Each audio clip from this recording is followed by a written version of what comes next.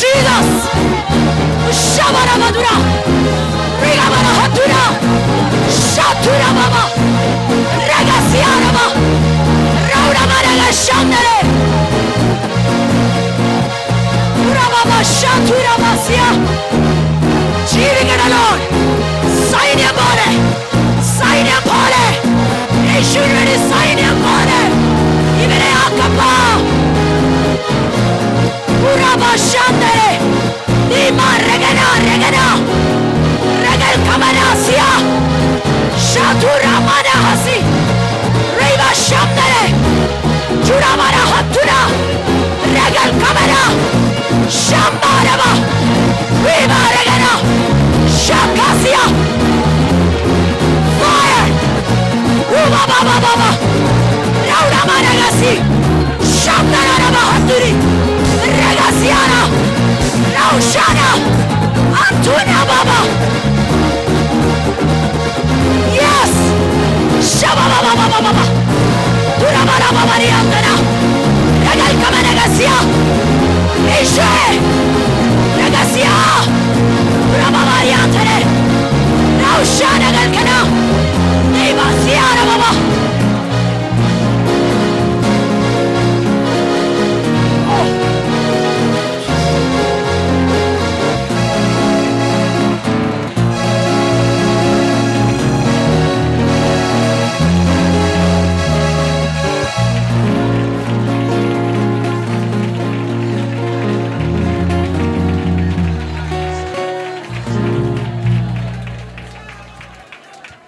യേശു നിനക്ക് വേണ്ടി ക്രൂശിൽ മരിച്ചു, തകർന്നു. നിനക്ക് ദൈവത്തെ ആരാധിക്കാൻ ലജ്ജയായിരിക്കും. പക്ഷെ യേശുവെ നിനക്ക് വേണ്ടി മരിക്കുവാൻ, പാപം ചെയ്യാത്തവൻ, പാപത്തിന്റെ മണമില്ലാത്തവൻ, നിനക്ക് വേണ്ടി ലജ്ജയില്ലാതെ പറഞ്ഞു, ഞാൻ അവൾക്ക് വേണ്ടി ചാകാം. അവളെ ശിക്ഷിക്കല്ല, അവളെ കൊല്ലല്ല, നിനക്ക് നിത്യജീവൻ തരുവാൻ എന്റെ യേശു പെടഞ്ഞ് മരിച്ചു. അവൻ ഒരു നാടവും കാണിച്ചില്ല. അവൻ വെറുക്കുന്ന പാപത്തെ അവൻ വഹിച്ചു. അവൻ സൗഖ്യമാക്കാൻ ഇരുന്ന രോഗങ്ങളെല്ലാം അവൻ വഹിച്ചു. നിനക്ക് വേണ്ടി അവൻ അടികൊണ്ടു. നിന്നെ മറന്ന് നിനക്കൊന്നും ആരാധിക്കാൻ പറ്റുന്നില്ലേ? അവന് നാണമില്ലായിരുന്നു നിനക്ക് വേണ്ടി പോകുവാൻ. അവൻ സൃഷ്ടിച്ചവൻ അവനെ വിധിച്ചു. നമ്മളൊക്കെ അന്നേരം ഉണ്ടായിരുന്നു. നമ്മളെ സൃഷ്ടിച്ചിട്ട് നമ്മുടെ സൃഷ്ടിതാവ് നമുക്ക് വേണ്ടി മരിച്ചു. അവന്റെ സൃഷ്ടി തന്നെ അവനെ ക്രൂശിക്കാൻ ഏൽപ്പിച്ചു. നീ പകരം എന്തു കൊടുക്കും? നീ പകരം എന്തു കൊടുക്കും? നീ പകരം എന്തു കൊടുക്കും? പകരം നീ എന്തു കൊടുക്കും? ഓ പറ, ഞാനിതാ മരിക്കാനോ ജീവിക്കാനോ തയ്യാർ. ഇന്ന് നിനക്ക് ആരാധിക്കുവാൻ സ്വാതന്ത്ര്യമുണ്ട്. നാളെ ഇന്ത്യയുടെ സ്റ്റേറ്റ് നിനക്ക് വരുമെന്ന് നിനക്ക് പറയാൻ ഗ്യാരണ്ടി ഇല്ല. നാളെ നിന്നെ അടയ്ക്കാം, നിന്നെ ജയിലിനകത്ത് കയറ്റാം. പക്ഷെ ഇന്ന് നിനക്ക് പകരം കൊടുക്കുവാൻ പറ്റുന്നില്ല എങ്കിൽ നീ ജീവൻ എങ്ങനെ കൊടുക്കും?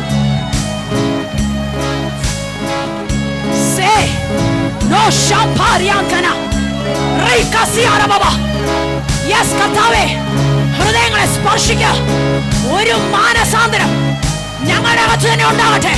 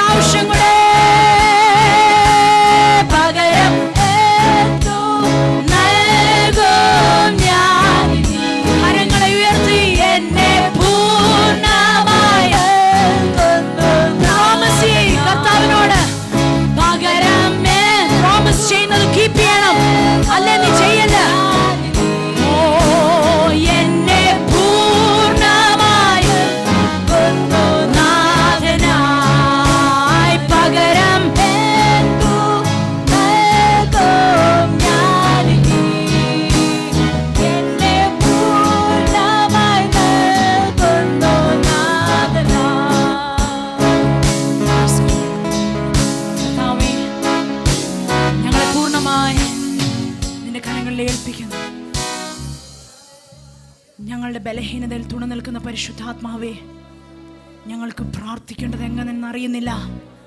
ഞങ്ങൾക്ക് ആ ബലഹീനതയിൽ ദൈവം തുണ നിൽക്കുന്നതിനായി സ്തോത്രം. ജനത്തെ ദൈവം പിന്നെയും തൊട്ടുകൊണ്ടിരിക്കും. പരിശുദ്ധയാത്മാവിൻ്റെ മേഘം ഞങ്ങളെ മൂടും. എന്ത് നന്നായിരുന്നെന്ന് ഞങ്ങൾ ആരും പറയാതെ, അല്ല എന്ത് അഴുക്കായിരുന്നെന്ന് ആരും പറയാതെ, ശരിക്കും യേശു വന്നിരുന്നു എന്ന് പറയുവാൻ ഞങ്ങളെ ഇടയാക്കണമേ. മനുഷ്യരെ പ്രൈസ് ചെയ്യുന്നവരായി തീരാതെ ദൈവത്തിന് ഗ്ലോറി തരുന്നവരായി തീരുവാൻ, ദൈവത്തിന് ഗ്ലോറി തരുന്നവരായി തീരുവാൻ നിങ്ങളെ സഹായിക്കണം. പരിശുദ്ധാത്മാവ് സംസാരിക്കും. നന്ദി യേശുവേ, നന്ദി. യേശുവിൻ നാമത്തിൽ തന്നെ. Thank you. Please be seated. Price the Lord, praise the Lord. Hallelujah. നമുക്ക് പാടി ദൈവത്തെ ആരാധിപ്പാനിടയായി. ആ പാട്ടിൽ കൂടെ നമ്മുടെ തീരുമാനം ദൈവസന്നിധിയിൽ നമ്മൾ ഹൃദയംഗമായി സമർപ്പിപ്പാനിടയായല്ലോ. ഇനി ജീവിക്കുന്നത് ഞാനല്ല, എന്നിൽ വസിക്കുന്ന എൻ്റെ കർത്താവ്. രാജാവേ, നീ എൻ്റെ ഹൃദയത്തിൽ വാഴണമേ. ഈ സെമിനാർ കഴിഞ്ഞ് മടങ്ങിപ്പോകുമ്പോൾ യേശു നമ്മുടെ ഉള്ളത്തിൽ നിറഞ്ഞു നിൽക്കുവാനിടയാകട്ടെ. Praise the Lord, praise the Lord. എത്രത്തോളം ദൈവമായ കർത്താവ് നമ്മളെ സഹായിച്ചു. ഈ സെമിനാറിൻ്റെ പ്രധാന ഭാഗത്തേക്ക് നമ്മൾ കിടക്കുകയാണ്. അതിൻ്റെ സെമിനാർ അഡ്രസ്സ് ചെയ്യാനായിട്ട് പ്രൊഫസർ ശലോമി ജോർജിനെ ക്ഷണിക്കുന്നു. അടുത്ത 1 മണിക്കൂർ നമുക്ക് ശ്രദ്ധിക്കാം. നമ്മുടെ ഹൃദയങ്ങളെ ഏകാഗ്രമാക്കി ദൈവസന്നിധിയിൽ പ്രാർത്ഥനയോടിരിക്കാം. കർത്തദാസിയെ ക്ഷണിക്കുന്നു. Price the Lord, hallelujah. ഇന്നത്തെ നല്ല പകൽക്കാലത്തിനായി ഞാൻ ദൈവത്തെ സ്തുതിക്കുന്നു, സ്തോത്രം ചെയ്യുന്നു. അതിമനോഹരമായ ചില നിമിഷങ്ങൾ നാം സന്തോഷിച്ചുകൊണ്ട് ദൈവസന്നിധിയിലിരിക്കുകയായിരുന്നു. ആമുഖം ഒന്നും പറയുവാൻ നമുക്കില്ല, ഇൻട്രൊഡക്ഷൻ ഒന്നും പറഞ്ഞിട്ടൊന്നും കാര്യമില്ല. ദൈവസാന്നിധ്യം ഇറങ്ങിക്കഴിഞ്ഞു. ഹല്ലേലൂയ, സ്തോത്രം ചെയ്യുന്നു. ദൈവമേ ഇറങ്ങി വരണമേ, ഇറങ്ങി വരണമേ എന്ന് ഏതാണ്ട് കഴിഞ്ഞ 1 വർഷത്തോളം പ്രാർത്ഥിച്ച സഹോദരിമാർ ഇന്നിവിടെ കൂടിയിരിക്കുകയാണ്. 1 വർഷം പ്രാർത്ഥിച്ചുവെങ്കിൽ ദൈവസാന്നിധ്യം നാം വരുന്നതിന് മുന്നമേ ഇവിടെ എത്തിക്കഴിഞ്ഞു. ഹല്ലേലൂയ. അതിനായി നമുക്ക് ദൈവത്തെ സ്തുതിക്കാം. എന്നെ പരിചയപ്പെടുത്തി, എന്നാൽ എനിക്ക് എന്നെ തന്നെ പരിചയപ്പെടുത്തുവാൻ ഒരു കാര്യമുണ്ട്. ദൈവം എന്നെ തൊട്ടതാണ്. അതുകൊണ്ട് മാത്രമാണ് ഞാനിവിടെ ആയിരിക്കുന്നത്. എൻ്റെ ചെറിയ പ്രായത്തിൽ തന്നെ കർത്താവ് എന്നെ തൊട്ടു. എൻ്റെ പ്രാർത്ഥന ദൈവം കേട്ടു. ബലഹീനതയിൽ എന്നെ താങ്ങി, എന്നെ ശക്തിപ്പെടുത്തി, എന്നെ ധൈര്യപ്പെടുത്തി, എന്നെ ഇവിടെ കൊണ്ടെത്തിച്ചു. അത്രമാത്രമേ ഉള്ളൂ എൻ്റെ സാക്ഷ്യം. ഞാനൊരു സ്ത്രീയാണ്, ഒരമ്മയാണ്, ഒരമ്മാവിയമ്മയാണ്, ഒരു ഗ്രാൻഡ് മദറാണ്, ഒരു ജോലി ചെയ്യുന്ന ഉദ്യോഗസ്ഥയാണ്. ഇതൊക്കെ എൻ്റെ കൂട്ടത്തിലുണ്ട്. എന്നാൽ ഇതൊന്നുമല്ല എനിക്ക് പറയുവാനുള്ളത്. ദൈവം എന്നെ തൊട്ടു, ദൈവം എന്നെ ശക്തീകരിച്ചു. നിങ്ങളെപ്പോലെ ഒരു സഹോദരി എന്ന് മാത്രമേ എനിക്ക് പറയാനുള്ളൂ. എന്നാൽ ദൈവം എന്നെ തൊട്ടതിനാൽ, ദൈവം എന്നെ ശക്തീകരിച്ചതിനാൽ ഞാൻ സന്തോഷമുള്ളവളായിരിക്കുന്നു.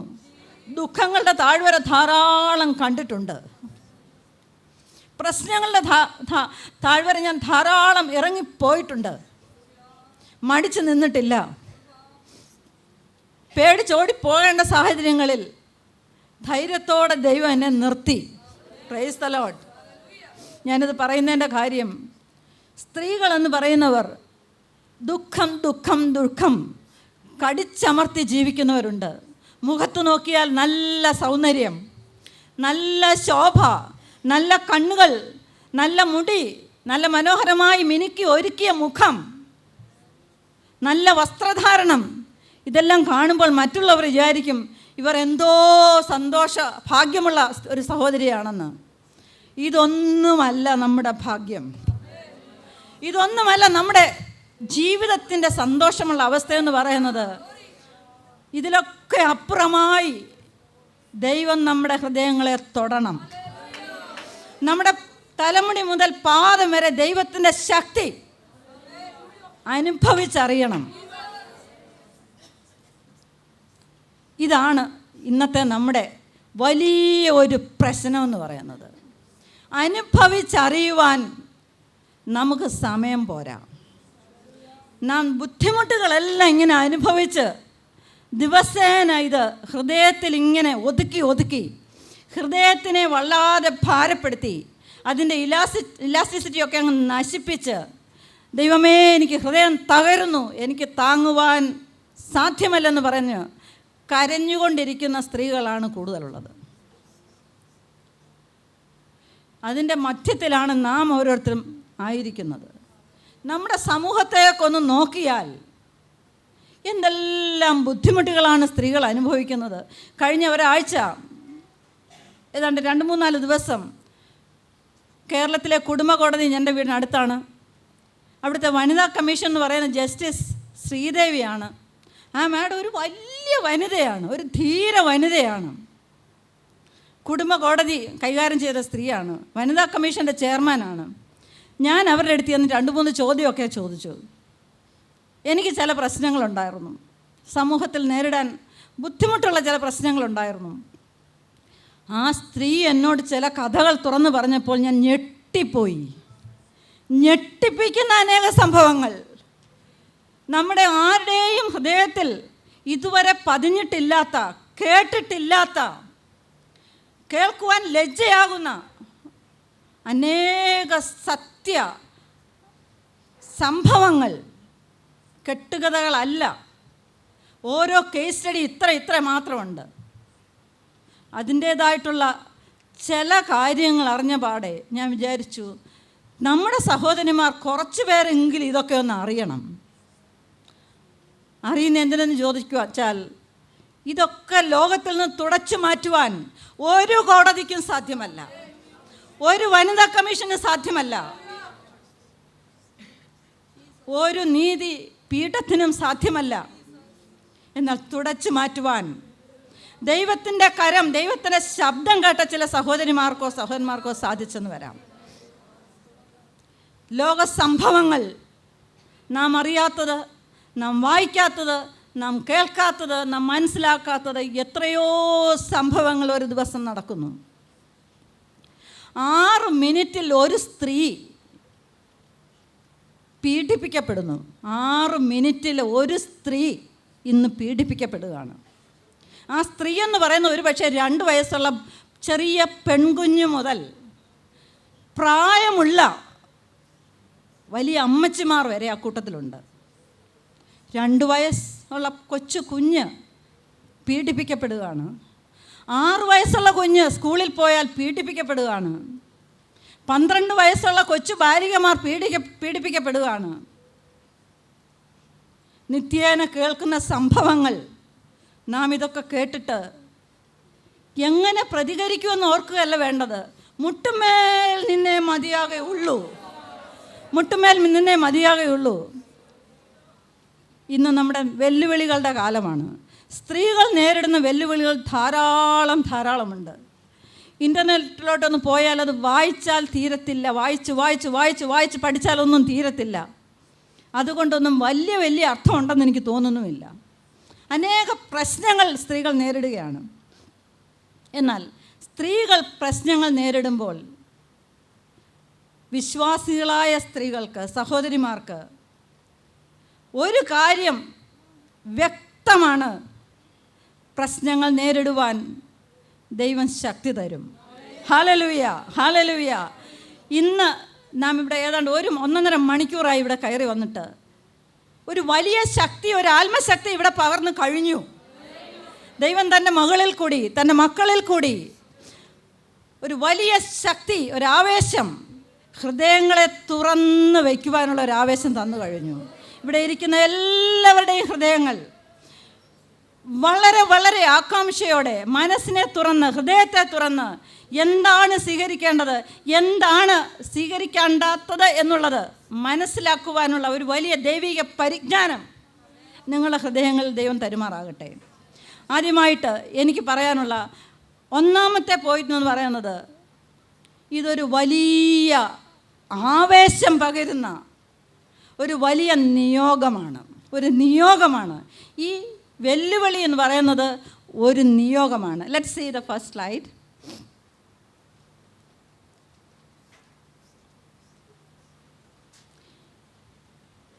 ഈ നിയോഗം എന്ന് പറഞ്ഞ് തുടങ്ങുമ്പോഴേ എനിക്ക് ചില കാര്യങ്ങൾ അങ്ങനെ വന്നുകൊണ്ടേ ഇരിക്കുക. ഈ നിയോഗത്തിൻ്റെ പിന്നിൽ എങ്ങനെയാണ് ഈ വെല്ലുവിളി ഉണ്ടാകുന്നത്? നിയോഗവും വെല്ലുവിളിയും കൂടെ എങ്ങനെ മുന്നിട്ട് പോകും? ഒരു സ്ത്രീ ഇങ്ങനെ അങ്ങ് മുന്നോട്ടിറങ്ങുവാൻ തീരുമാനിച്ചു കഴിഞ്ഞാൽ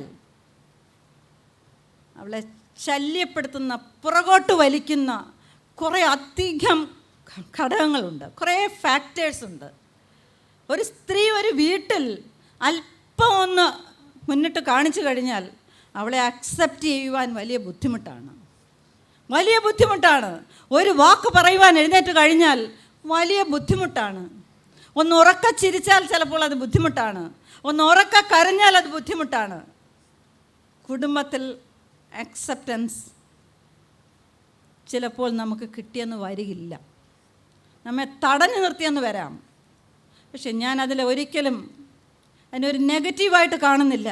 നമ്മുടെ കുടുംബങ്ങളിൽ, നമ്മുടെ ഭവനങ്ങളിൽ നമുക്ക് ലഭിച്ച ആ ശിക്ഷണം, നമ്മുടെ മാതാപിതാക്കളിൽ നിന്ന് നമുക്ക് ലഭിച്ച ആ ശിക്ഷണം നമ്മുടെ കണ്ണുകളെ തുറപ്പിക്കുന്ന ശിക്ഷണമായിരുന്നു. ഏത് തെറ്റ്, ഏത് ശരി,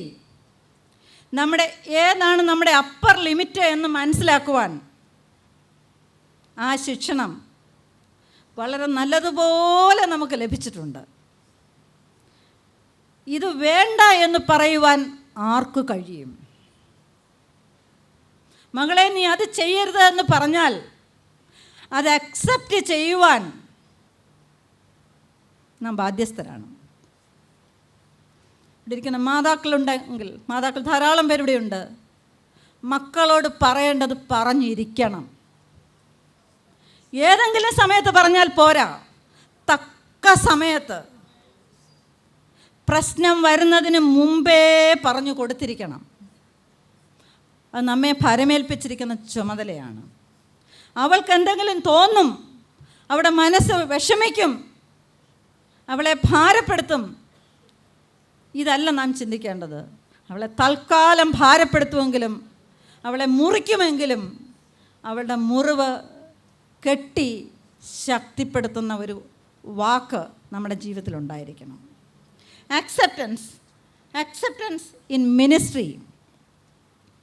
മിനിസ്ട്രിയിലേക്ക് വരുന്നത് ഞാൻ അടുത്ത ഭാഗത്തിൽ പറയുവാൻ ആഗ്രഹിക്കുന്നു. കുടുംബത്തിൽ ഒരു സ്ത്രീക്ക് അക്സെപ്റ്റൻസ് കിട്ടുക എന്ന് പറയുന്നത് ഇച്ചിരി ബുദ്ധിമുട്ടുള്ള കാര്യമാണ്. ഇന്ന് രാവിലെ ഇവിടെ എത്തുവാൻ വേണ്ടി എന്തെല്ലാം ബദ്ധപ്പാട് കഴിച്ചിട്ടായിരിക്കും 8:30 മണിക്ക് ഇവിടെ എത്തിയത്, 8 മണിക്ക് ഇവിടെ എത്തിയത്. എത്രയോ ദിവസങ്ങൾ അതിൻ്റെ പിന്നിൽ ഭാരപ്പെട്ട് കാണും. ആ സ്ട്രെസ്സെല്ലാം കൂടെ ആര് മനസ്സിലാക്കും? ആ ബുദ്ധിമുട്ടുകളെല്ലാം ആര് മനസ്സിലാക്കും? ഇതാര് കാണും? ഇതാര് ചെയ്തു തീർക്കും? ചെയ്തു തീർക്കാത്തത് ആര് ശ്രദ്ധിക്കും? 100 ചോദ്യങ്ങൾ ഹൃദയത്തിൽ ഇങ്ങനെ വെട്ടിപ്പിടിച്ച് തളർത്തുന്ന അനേക സമയം ഒരു പക്ഷേ നമ്മുടെ ജീവിതത്തിലുണ്ട്. നേരം വെളുത്താൽ സ്ട്രെസ്സ്, ഉച്ചയാകുമ്പോൾ സ്ട്രെസ്സ്, വൈകിട്ടാകുമ്പോൾ അതിനേക്കാളും സ്ട്രെസ്സ്, കിടക്കാൻ പോകുമ്പോൾ സ്ട്രെസ്സ്. ഈ സ്ട്രെസ്, ടെൻഷൻസ് എല്ലാം വഹിക്കുന്നതിന് കൂടാതെ മക്കളെക്കുറിച്ചുള്ള ഭാരം, സ്വന്തം ശരീരത്തെക്കുറിച്ചുള്ള ബുദ്ധിമുട്ട്, ശാരീരിക ക്ലേശങ്ങൾ, ഇതിനെയെല്ലാം പിടിച്ച് നിർത്തിക്കൊണ്ടാണ് ഈ സഹോദരിമാർ ഈ ചിരിച്ച് സന്തോഷിപ്പിച്ച് സമൂഹത്തിൽ ഇങ്ങനെ മനോഹര സുന്ദരിമാരായിട്ടിങ്ങനെ നടക്കുന്നത്. പുറമേ സന്തോഷം, അകം പൊള്ളുന്ന കത്തുന്ന തീ. ഇതിൻ്റെ രണ്ടിൻ്റെ ഇടയ്ക്ക് നമുക്കൊരു കാര്യം കാണാം. രണ്ടാമത്തെ ആസ്പെക്റ്റിലേക്ക് വരുന്നു, ചർച്ച് ഇപ്പാകാൻ നേരുന്ന ദിവസം വരുമ്പോഴേക്കും സഹോദരിമാർക്ക് വലിയ ആവേശമാണ്. കാര്യം ഈ ഭാരമെല്ലാം ഒന്ന് ഇറക്കി വെക്കാൻ, ഭവനത്തിൽ സമയം കിട്ടിയില്ലെങ്കിലും ചർച്ചിൽ പോയി അല്പസമയം ഇരുന്ന് കഴിയുമ്പോൾ നമ്മുടെ മനസ്സിലെ ഭാരം ഇറങ്ങി. ഭാരം ഇറക്കി വെക്കുന്ന ഒരു സ്ഥലം, ആയിട്ട് മാത്രം അതിനെ നാം മാറ്റിക്കളയരുത്. ചർച്ച എന്ന് പറയുന്നത് എൻ്റെ അല്ലെങ്കിൽ നമ്മുടെ ഭാരമിറക്കുന്ന, പ്രാർത്ഥിക്കുന്ന ഒരു സ്ഥലം മാത്രമല്ല, പ്രവർത്തിക്കുന്ന ഒരു മേഖലയും കൂടെയാണ്. നമ്മുടെ സഭ എന്ന് പറയുന്നത് നാം ഓരോരുത്തരുമാണ്. സഹോദരന്മാരും സഹോദരിമാരും കുഞ്ഞുങ്ങളും അടങ്ങുന്നതാണ് സഭ. ഇടയന്മാർ ആ സഭയിലുണ്ട്, ശുശ്രൂഷകന്മാർ ആ സഭയിലുണ്ട്, പാട്ടുകാരും പാട്ടുകാരത്തികളും അവിടെ ഉണ്ട്. പിന്നിൽ പ്രവർത്തിക്കുന്ന ഒരു വലിയ കൂട്ടം അതിൻ്റെ പിന്നിലുണ്ട്. അതിനകത്ത് നമ്മുടെ പങ്ക് തിരിച്ചറിയണം, നമ്മുടെ അകക്കണ്ണ് മനസ്സിലാക്കണം. നമ്മുടെ സെൽഫിഷ് മോട്ടീവ്സ് എല്ലാം ഒന്ന് മാറ്റി വെച്ചിട്ട് എൻ്റെ കാര്യം മാത്രമല്ല, എൻ്റെ പ്രിയപ്പെട്ടവരുടെ, എൻ്റെ സഭയുടെ കാര്യവും എൻ്റെ പിന്നിലുണ്ട് എന്ന് മനസ്സിലാക്കണം. ചർച്ച്, ആ വിഷയം ഞാൻ അവിടെ തൽക്കാലം നിർത്തുകയാണ്. സമൂഹത്തിലേക്ക് ഒരു സ്ത്രീക്ക് വലിയ അക്സെപ്റ്റൻസ് ഒന്നും സാധാരണ ലഭിക്കത്തില്ല. ചിലപ്പോൾ ലഭിക്കും, ചില വിദ്യാഭ്യാസമോ ചില കഴിവോ, അല്ലെങ്കിൽ അവളൊരു സിനിമാ നടി എന്ന് പറഞ്ഞാൽ ചിലപ്പം സമൂഹത്തിലൊരു വലിയ സ്ഥാനമാണ്. ഒരു നല്ല പ്രാസംഗിക എന്ന് പറഞ്ഞാൽ ചിലപ്പം വലിയ സ്ഥാനമാണ്. ഒരു ധീര വനിത എന്ന് പറഞ്ഞാൽ ചിലപ്പോൾ ഒരു വലിയ സ്ഥാനം കിട്ടും. അല്ലെങ്കിൽ ഒരു ധീരനായ വ്യക്തിയുടെ, ഒരു പുരുഷൻ്റെ ഭാര്യ എന്നുള്ള നിലയ്ക്ക് ചിലപ്പോഴൊക്കെ സ്ഥാനം കിട്ടും. മക്കൾ നല്ല സ്ഥാനത്തെത്തിയിട്ടുണ്ടെങ്കിൽ ആ അമ്മയ്ക്ക് ഒരു നല്ല പദവി അവിടെ ഉണ്ടാകും. അല്ലാതെ സ്വയം ശോഭിക്കുവാൻ സ്ത്രീകൾക്ക് വളരെ ബുദ്ധിമുട്ടാണ്. ഇങ്ങനെ സ്വയം ശോഭിക്കുവാൻ കഴിയാതെ സ്വയം കത്തിക്കൊണ്ടിരിക്കുന്ന സ്ത്രീകളെ സമൂഹത്തിൽ അക്സെപ്റ്റ് ചെയ്യണമെങ്കിൽ, സമ്മതപത്രം വാങ്ങണമെങ്കിൽ വലിയ പ്രയാസമാണ്. ആർക്കെങ്കിലും അതിൻ്റെ ആവശ്യമുണ്ടോ? അതിൻ്റെ പിന്നാലെ ഓടുന്ന ഒരു പറ്റം സ്ത്രീകളെ നമുക്ക് കാണാൻ സാധിക്കും. എനിക്ക് പ്രശംസ വേണം, എന്നെ ഒന്ന് ഉയർത്തി കാട്ടണമെന്ന് പറഞ്ഞ് അനേകം സ്ത്രീകൾ സമൂഹത്തിൽ ഇങ്ങനെ ഓടിക്കൊണ്ടിരിക്കുകയാണ്. നാം മനസ്സിലാക്കണം, നമുക്ക് അക്സെപ്റ്റൻസ് വേണ്ടത് നമ്മുടെ സമൂഹത്തിലല്ല. നമുക്ക് അക്സെപ്റ്റൻസ് വേണ്ടത് ദൈവം നമ്മെ സമൂഹത്തിൽ ഉയർത്തുവാൻ, നമ്മെ ശക്തീകരിക്കുവാൻ, സമൂഹത്തിന് വേണ്ടി നമ്മെ കഷ്ടപ്പെടുത്തുവാൻ ദൈവം നമ്മെ ആഗ്രഹിക്കും. അതിനുവേണ്ടി ദൈവമേ എന്നെ ശക്തീകരിക്കണമേ എന്ന് പറയുവാൻ നമുക്ക് സാധിക്കണം. സമൂഹത്തിന് വേണ്ടി കരയുന്ന ഓരോ സഹോദരിമാരായിട്ട് ഇവിടെ നിന്ന് ഇറങ്ങിപ്പോകണം. നമ്മുടെ ചുറ്റുപാടുകൾക്ക് വേണ്ടി കരയുന്ന സഹോദരിമാരായിട്ട് ഇറങ്ങിപ്പോകുന്നുവെങ്കിൽ തീർച്ചയായിട്ടും ദൈവത്തിൻ്റെ സാന്നിധ്യം നമുക്ക് അനുഭവിച്ചറിയുവാൻ, ദൈവശബ്ദം കേൾക്കുവാൻ നമുക്ക് സാധിക്കും. ആദിമ നൂറ്റാണ്ടിൽ സ്ത്രീകൾ, സഹോദരിമാർ ആത്മീയത്തിന് വളരെ വില നൽകിയിരുന്നു. പണമാണോ നൽകിയത്? സമയമാണോ നൽകിയത്? കഴിവാണോ നൽകിയത്? ഉറക്കളപ്പാണോ നൽകിയത്? സഞ്ചരിക്കുകയാണോ ചെയ്തത്? നമുക്കറിയില്ല. സഹോദരിമാരുടെ പേരുകൾ ഇങ്ങനെ ഉരുവിടുവാൻ എൻ്റെ മനസ്സിൽ വരുന്നുണ്ട്. ഒരു സഹോദരിയുടെയും പേരെടുത്ത് പറയാൻ ആഗ്രഹിക്കുന്നില്ല. മിരിയാമുണ്ട്, പഴയ നിയമത്തിലുണ്ട്, പുതിയ നിയമത്തിലുണ്ട്. ഇന്നത്തെ നമ്മുടെ കാലഘട്ടത്തിൽ ആളുകളുടെ പേര് പറഞ്ഞ് ഉയർത്തിക്കാണിക്കുന്നതിലല്ല, സമൂഹത്തിൽ ദൈവം നമ്മെ മാനിക്കും. ദൈവം നമ്മെ മാനിക്കും. ദൈവം നമ്മെ മാനിക്കുന്നത് നാം പ്രതീക്ഷിക്കുന്ന രീതിയിലായിരിക്കത്തില്ല, സമൂഹം പ്രതീക്ഷിക്കുന്ന രീതിയിലായിരിക്കത്തില്ല. ദൈവത്തിൽ നിന്ന് ചില കാര്യങ്ങൾ നാം പ്രാപിച്ചു കഴിഞ്ഞാൽ ദൈവം ആഗ്രഹിക്കുന്ന രീതിയിൽ നമ്മെ സമൂഹത്തിൽ ഉയർത്തിത്തരും. സമൂഹത്തിന് വേണ്ടി ഇറങ്ങിച്ചെല്ലുവാൻ, സമൂഹത്തിന് വേണ്ടി കരയുവാൻ നാം ഇറങ്ങിച്ചെല്ലുമ്പോൾ നമ്മുടെ കരച്ചിലിൻ്റെ നിലവിളി കേട്ടാൽ സമൂഹം നമ്മെ അക്സെപ്റ്റ് ചെയ്തില്ലെങ്കിൽ പോലും ദൈവം നമ്മെ സമൂഹത്തിൽ അക്സെപ്റ്റ് ചെയ്യും. ദൈവം ഒരു വ്യക്തിയെ സമൂഹത്തിൽ അക്സെപ്റ്റ് ചെയ്യിപ്പിച്ചാൽ നമുക്കത് യാതൊരു കാര്യത്തിലും വിഷമിക്കുവാൻ സാധ്യമല്ല. ഈ സമൂഹത്തിലേക്ക് ഇറങ്ങിച്ചെല്ലുമ്പോൾ കുറേ അധികം മിസ്കോൺസെപ്ഷൻസ് ഉണ്ട്. അതായത് തെറ്റിദ്ധാരണകൾ. സമൂഹം നമ്മെ വിലമതിക്കുന്നത് എന്തൊക്കെയോ സൂത്ര രീതിയിലാണ്. ചില സൂത്രപ്പണികളൊക്കെ ഉണ്ട്. ഒരു പൊതുവേദിയിൽ നമ്മെ പലപ്പോഴും പ്രശംസിച്ചേക്കാം. ഉള്ളിൻ്റെ ഉള്ളിൽ കത്തുന്ന തീക്കഷ്ണമുള്ള വാക്കുകൾ ജ്വലിച്ചുകൊണ്ടിരിക്കുമ്പോഴും വായിൽ കൂടെ പ്രശംസിക്കുവാൻ നമ്മുടെ സമൂഹത്തിന് സാധിക്കും. അത് നാം തിരിച്ചറിയണം. നമ്മെ സമൂഹത്തിൽ ഉയർത്തുന്ന ചില ആളുകളുണ്ടെങ്കിൽ അവരുടെ ഹൃദയത്തിൽ ഇരിക്കുന്നത് മനസ്സിലാക്കുവാൻ ദൈവത്തിൻ്റെ പരിശുദ്ധാത്മാവ് നമ്മിൽ പ്രവർത്തിക്കണം. അവർക്ക് വേണ്ടി പ്രാർത്ഥിക്കുവാൻ നാം ഒരുങ്ങണം. ഈ മിസ്കോൺസെപ്ഷൻസ് ഇത് ധാരാളമുണ്ട്. എനിക്ക് തോന്നുന്നു ചില ദേശങ്ങളിലേക്ക് ഈ സാത്താൻ ഇതിനെ അങ്ങ് ഊതി വിടുകയാണ്. ഇന്ത്യയുടെ പല സ്റ്റേറ്റുകളിലും ഞാൻ സഞ്ചരിച്ചിട്ടുണ്ട്, കൂടെ യാത്ര ചെയ്യാറുണ്ട്. എനിക്ക് വളരെ സങ്കടമുണ്ട്. തെക്കേ ഇന്ത്യയിലേക്ക് വരുമ്പോൾ, കേരളത്തിൻ്റെ തെക്കേ അറ്റത്തോട്ട് വരുമ്പോൾ ഞാൻ മനസ്സിലാക്കുന്നത് പറയുന്നതൊന്ന്, മനസ്സിലിരിക്കുന്നതൊന്ന്, പ്രവർത്തിക്കുന്നത് വേറൊന്ന്. സ്ത്രീകൾക്കാണ് അത് ഏറ്റവും കൂടുതലുള്ളത്. വളരെ ദോഷകരമായിട്ടുള്ള ഒരു വലിയ വാളാണത്. ആ വാളെടുത്താൽ ആ വാളിനാൽ സ്വയം അരിഞ്ഞു വീഴുവാനിടയാകും. ഞാനതെൻ്റെ അനുഭവത്തിൽ രുചിച്ചറിഞ്ഞിട്ടുണ്ട്. നമുക്കെതിരെ ആര് വാളെടുത്താലും, നമ്മെ മുറിവേൽപ്പിക്കുവാൻ അവർ തുനിഞ്ഞാലും, ഒരു പക്ഷേ മുറിവേൽക്കേണ്ടി വന്നാലും ദൈവം അതെല്ലാം കുത്തിക്കെട്ടിക്കൊള്ളും. അതിൻ്റെ സമയത്ത് ദൈവം അതെല്ലാം കുത്തിക്കെട്ടി നല്ല ഓപ്പറേഷൻ ചെയ്ത് നമ്മുടെ ഉള്ളിൻ്റെ ഉള്ളിൽ നിന്ന് പരിശുദ്ധാത്മാവിനാൽ അതെല്ലാം കുത്തിക്കെട്ടി നല്ല നല്ല ദേഹമാക്കി ദൈവം നമ്മെ മാറ്റിത്തരും. ഈ മിസ്കോൺസെപ്ഷൻസ് മനസ്സിലാക്കുവാൻ, അത് എന്താണെന്ന് മനസ്സിലാക്കുവാൻ, അതും നമ്മൾ അക്സെപ്റ്റ് ചെയ്യുവാൻ നാം തയ്യാറാകണം. മറ്റുള്ളവരെ ശരിയായിട്ട് മനസ്സിലാക്കണം. മനസ്സിലാക്കുക എന്ന് പറഞ്ഞാൽ അത്ര ഈസി ആയിട്ടുള്ളൊരു കാര്യമല്ല.